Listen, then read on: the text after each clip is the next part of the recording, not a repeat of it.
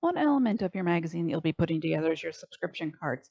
There is an entire video going over the basics of how to do the subscription cards, but I really want to focus on these uh, 1/3 page ads because they're a little bit different. Let's go ahead and take a peek at the rubric as to what we're looking for. When I'm looking at your subscription cards, I'm looking for, do you have the none master applied on both pages or the B master, depending on if you watch the video or not. They need to start on an odd page. You need 3 subscription cards that need to match up. We need to have your correct resolution.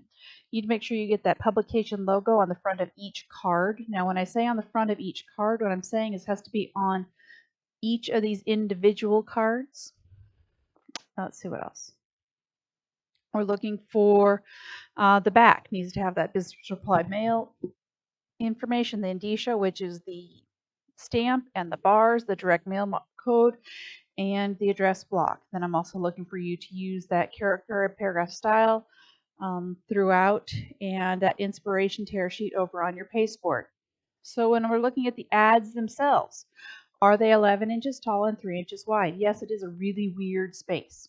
So you've got to come up with something tall and skinny to put there.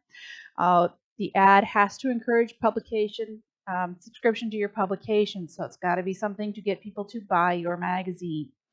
The ad itself needs to have a headline, needs to have some type of call to action, subscribe today, and contact information, either a website, QR code, it's up to you. It needs to have that logo. You need to use your color splash technique for the graphic elements.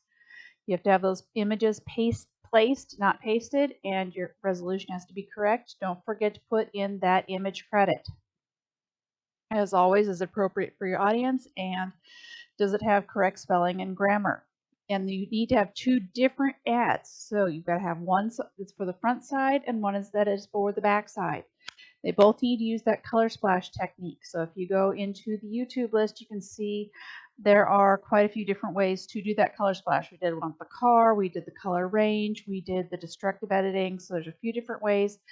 Go back and use those tutorials to help you tell those stories. Let's see what else we want. So when we're looking at the subscription cards, don't forget I did give you the card itself to help you figure out that backside on as to exactly how that needs to look. You don't have a lot of options. The post office is pretty picky. This is how they want it. So what you do have the options on is what are you going to do with that color splash ad. So you can do something like they've done here, where the student took part of a picture and used a slice. And you can tell that we're just trying to go for the color range and pick out those reds. So picking out, making sure you've got those logos on there, that you've got some type of contact information. So there's a lot of different ways you can go with it. It does need to look like it has been color splashed. If it does not look like it's been color splashed, then it's not going to be as effective. So here we did another color range where we've got kind of a concert look and feel. So if you've got really pastel colors, it doesn't work quite as well. So we want to make sure you can really tell that you have color splashed it. This one doesn't work quite as well. It is a little bit got the black and white, but with color splash, you really want to have that big pop of color.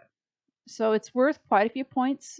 You've got your master points that we're looking for. So looking for those elements on your master and looking for those the subscription cards and the 2 different ads. So that's where you've got a lot of different points available for this section. As always, check the samples online, and remember that the samples that you see don't always have exactly the same rubric. So make sure you check that rubric online. Make sure you go through spot by spot before you turn anything in. And that's the basics you need for your subscription cards.